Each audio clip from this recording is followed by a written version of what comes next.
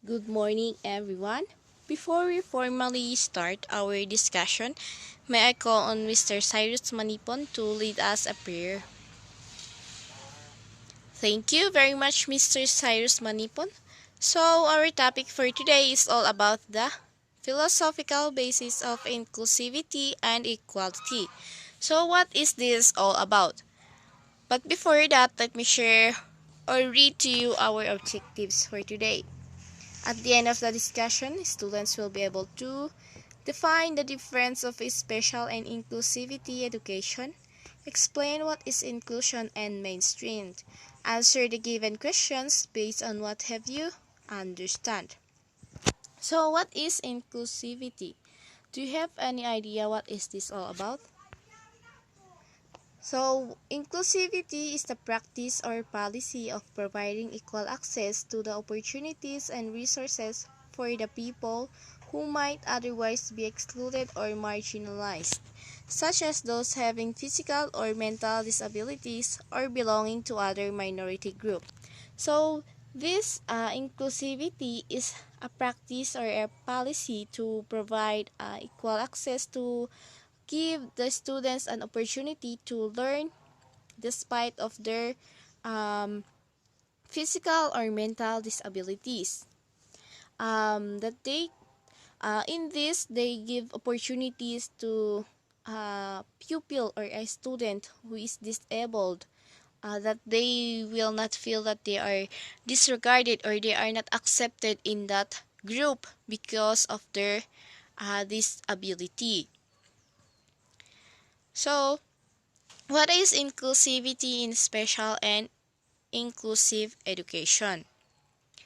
The term inclusion captures in one word all embracing societal ideology regarding individuals with disabilities and special education. Inclusion secures opportunities for students with disabilities to learn alongside their non-disabled peers in general education classrooms. So the term inclusion captures in one word. This is all about embracing societal ideology regarding the individual's disabilities, special education. Inclusion secures that they give opportunity for all of us to, or for all the students or pupils to learn in general education classrooms. Mapadep man, chat, they must have to accept that the students or pupil who is disabled to give an opportunity for him to learn despite of his disability, so that kahit sila ay may kapansanan ay hindi pa rin nawawala yung rights nila na makapag-aral. So what is inclusivity in special education? The continuation. Honestly, establishing a successful inclusive classrooms varies in complexity based upon the challenges created by the disability at hand. However, knowledgeable approach and positive attitudes on the parts of parents and teachers proves vital to triumphing over any obstacles which may emerge. So dito ay yung pagsasama ng mga may kapansanan at wala sa isang room or classroom. However, syempre, hindi mo maiiwasan sa isang estudyante or pupil na mararamdaman nila na they are not belong to the group because of their disability. But, if you are a teacher, you must approach him or her positively, na hindi ikaw mismo yung gumagawa ng paraan para ito ay hindi makapasok. You must be positive. Kahit sila ay may kapansanan, ay kayang-kaya na rin naman nila na sumabay. At bilang isang parents, ay dapat ikaw mismo ang nag-cheer up sa iyong anak na kaya nilang gawin ang isang bagay despite of their disability. Na hindi ikaw mismo ang humahatak o kaya inilalayo mo ang inyong anak sa pagkamit ng kanyang pangarap. So what is Inclusive education. Inclusion in a special education program is an important part of the continuum of special education placements required by the Individuals with Disabilities Education Act. Inclusion refers to the practice of educating children with learning disabilities and other types of disabilities in the regular classroom. So, inclusion is mahalaga ito para mabigyan ng magandang kinabukasan yung mga may disability. Despite of their despite of their disabled physically or mentally ay mahalaga pa rin na meron ito para kahit sa ganun ay may maganda rin silang kinabukasan. Yan. They give importance and they educate them also as a normal person na hindi sila excluded sa lugar or classroom na pinag-aaralan nila. So, yan lamang ang aking topic at itutuloy ng aking mga kasama. Thank you. So, let us continue our discussion regarding inclusion or mainstreaming. The practice of including children with special needs in general education classroom is not new. The most common approach is called mainstreaming. To participate in a classroom of general education is a set of criteria must be met by a student in mainstreaming. When a child is mainstreamed, the assumption is usually that either the child will be successful without support or the child will come to the classroom with support who will help him to keep up with the rest of the class. In short, students are expected to keep up with other students in the class with little to no assistance. Inclusion or mainstreaming. The philosophy behind inclusion is distinct from mainstreaming. Inclusion is different from mainstreaming. A truly inclusive classroom is designed to accommodate the needs of learners by providing differentiated instruction.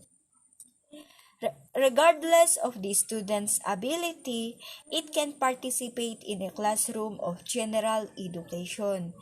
Meaning in the inclusion is regarding the best it on the student's ability. In theory, with the right training and resources, a general education teacher can provide just a broad range of instructional approaches that all children can successfully learn in her classroom depending on the situation, grade, and other factors.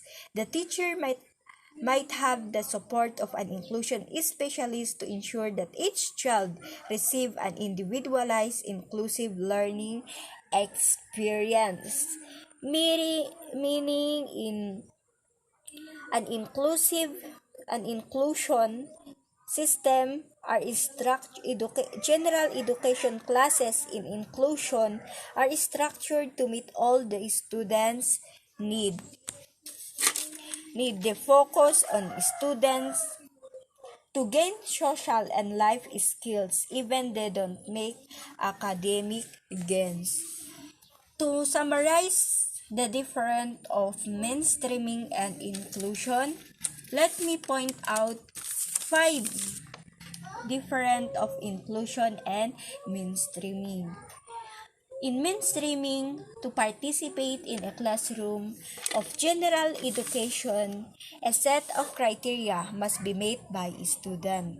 Meanwhile, in inclusion, regardless of a student's ability, it can participate in a classroom of general education.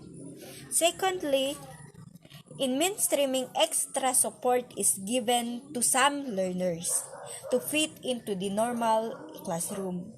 On the flip side, inclusion, to meet the full range of learning, the support to educators, learners, and the system as a whole is given. Furthermore, in mainstreaming the work with the existing curriculum, the student must demonstrate ability. On the other hand, the curriculum is modified and adapted to meet the student need for inclusion. Additionally, mainstreaming work as a supplement is a special education to the primary placement where particular academic and social opportunities are targeted. In contrast, inclusion is a philosophy in which setting up general education is the primary learning environment. Last but not the least, when the students do not need distinctively designed instruction, then in mainstreaming, they bring them into the general classroom. But general education class in inclusion are structured to meet all the students' need. Services in mainstreaming, students travel to get them. But in inclusion, services are brought to the student. The focus on the mainstreaming is on the learner, while the focus on the inclusion is the adoption and support system accessible in a classroom. That is all the difference of mainstreaming and inclusion to each other. That's all, and thank you. Not surprisingly, while mainstreaming is fairly common, true inclusive is hard to come by. So here in this situation, mainstreaming in the context of education is the practice of placing students with special education needs in the general education classroom during specific time periods based on their skills. So the in most situations, particularly after grade 3, there is a role of the teachers. There is a role of a teachers here wherein it requires from them to train their students to excel in specific standardized tests, making differentiated instruction difficult to provide, so that the students should not be face difficulties with their the situations they are facing. And mainstreaming is important to special education because it encourages the involvement of parents in the education of their children and the activities of their local schools. Inclusion and full inclusions. So we identified what is inclusion and full inclusion. Inclusion is the practice in special education of placing children with disabilities into the general classrooms of elementary and secondary schools, either all or most of the time. So here in the inclusion, it is the practice of the special education wherein children with disabilities are placing into the general classrooms of elementary and secondary schools, either all or most of the times. Here in the under the full inclusion, it is by a contrast, children classified under the Individuals with Disabilities Education Act, or it is an IDEA, remains in general classrooms virtually all the time. So here in the full inclusion, children are classified under the Individual with Disability Education Act.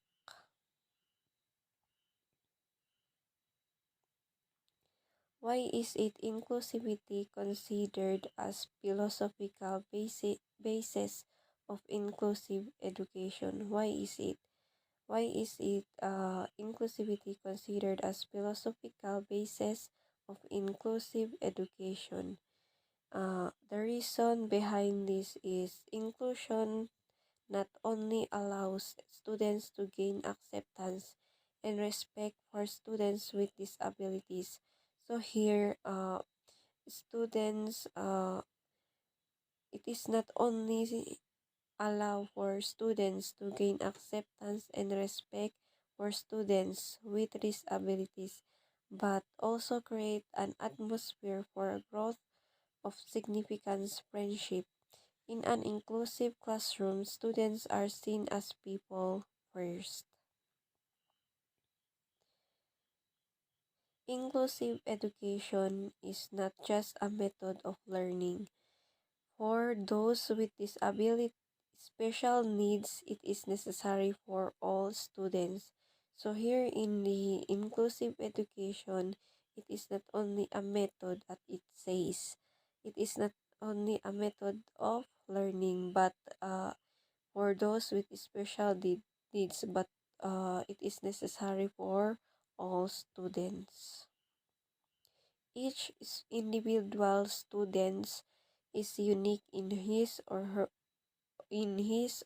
her own way and has the right to learn in a regular classroom setting.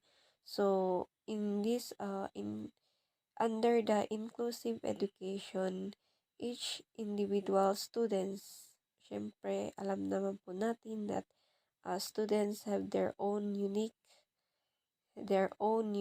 ways and the right to learn regular classroom setting. Another is inclusion will help students understand how life in the community is not divided by people with disabilities and people without. They are all part of the same community. So here in the inclusion, it will help the students understand that life in the community is not divided by people. This too is the uh, people with disabilities and people without. In short, this is same treat, and it is a same treat that they are being part of the same community. And this is all my report, and and itutuloy po ng aking mga kasama. So, pag-aaral naman natin ang general philosophy. Okay, so, the general philosophy of special education is that all people have the ability to learn, regardless of their particular disabilities. The trend in public education has shifted from isolating special education students in separate classrooms to mainstreaming them in a regular classroom for at least part of the day.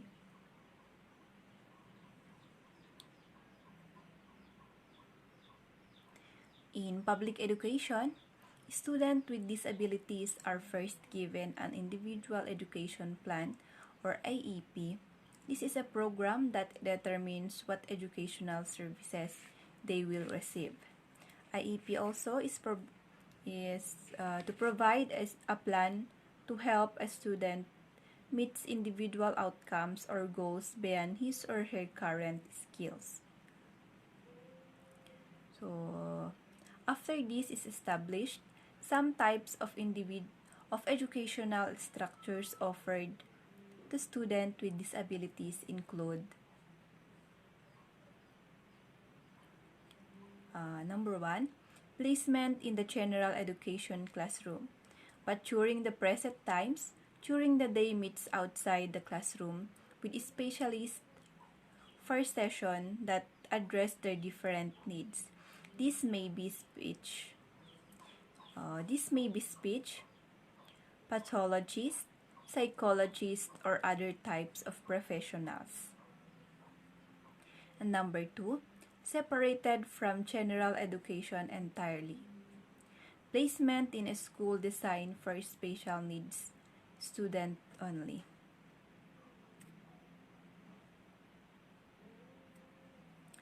Number 3, children with disabilities should have the right as normal children do. So, ipafeel natin sa kanila na they are also normal para hindi nila sabihin sa sarili nila na, ay, kakaiba ako. Okay, so number 4, must not be isolated nor be looked down.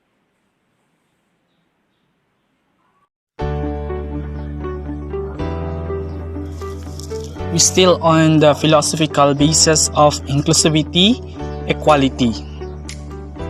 Under IAP or the Individual Evaluation Plan, number 5, must be treated as person of dignity. So everyone deserves respect. So we have to respect also those who are children with special needs and disabilities. Number 6, needs should be provided. All efforts to uphold dignity and rights of children with disabilities primary root from the philosophical understanding of men. It could be mental, spiritual or moral, social, and physical. Every child with special needs has right to an educational program that is suitable to the needs. Special education shares with the regular education basic responsibility of educational system to fulfill the right of child to develop his full potential. An educational program service designed to meet the needs of children with special needs who cannot profit from general or regular education because of disabilities or exceptional abilities. So, under this IAP, this is for personal only. Personal lesson plan for them. It is designed for them to be educated. Next is the Republic Act 11560, RA or RA 11560, inked by President Duterte on March 11, provided that no learner shall be denied admission based on their disability.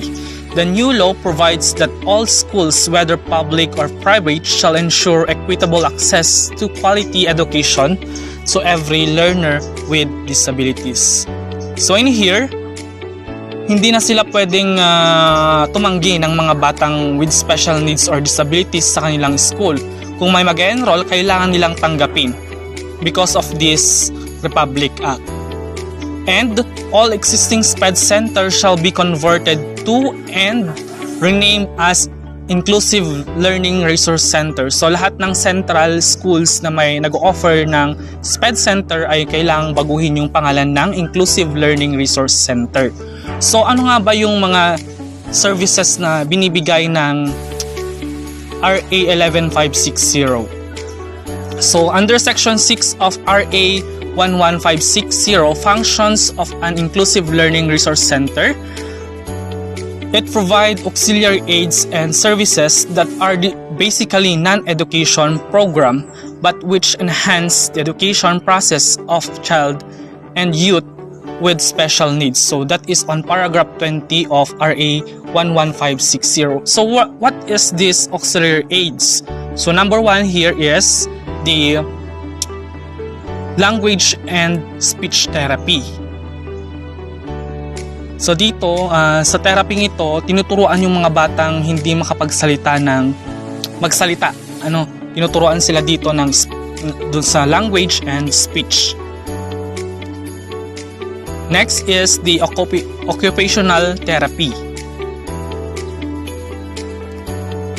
Next is the physical and physiological therapy. Ito naman yung tinuturuan na maglakad, yung mga special needs na hindi makapaglakad. Yan. Meron din therapy for the physiological. And other services and then nag-invite din sila ng mga doctors and therapists, psychiatrists para i-assess yung mga batang may special needs. Next is, what is equality in special education? So, it is a provision of equal treatment, access, and opportunity to resources and opportunities. Essentially, Everyone gets the same thing regardless of where they came from or what the needs they might have. Equality means treating everyone the same under the law. So ito naman, equality is balance, You don't have to be a bias, prejudice, sameness. Kung ano ang ginawa mo sa isang bata, ganun din ang gagawin mo sa iba. Fairness. Etong equality is under law. Yung sameness niya is under the law. Okay? Next, ensure the fair and equitable treatment of all girls and boys, women and men in education system. So that is under UNESCO 2003. Sameness in terms of access to education and uniform distribution of educational opportunity. Next, freedom to develop personal abilities and make educational choices respective differences of behavior, aspiration, and needs. Kahit sabi ko nga kanina, kahit special child yan, kahit may disabled yan, kahit regular yan, you have to give them education. So dito rin sa equality ay there is no stereotypes, rigid gender roles, and prejudice that limit a student to perform at her fullest potential. So, ito, walang bias, prejudice, ang sinasabi ko kanina, para yung bata ay, yung ability niya, yung talent niya ay ma-develop. So, equality speaks about race, so wag kayong maging racism, Then gender, you have to be sensitive on gender. Okay, next is special needs. Before we end this video lesson, we're going to leave you questions to reflect on. Number 1, in your own idea, define what is inclusive. Differentiate the difference of inclusive and mainstreaming. Number 3, in your own idea, expand what is all about the Republic Act 11560. Number 4, what is the disadvantage of a person who is disabled? Number 5, if you are given a chance to help a person who is disabled, what would be and why?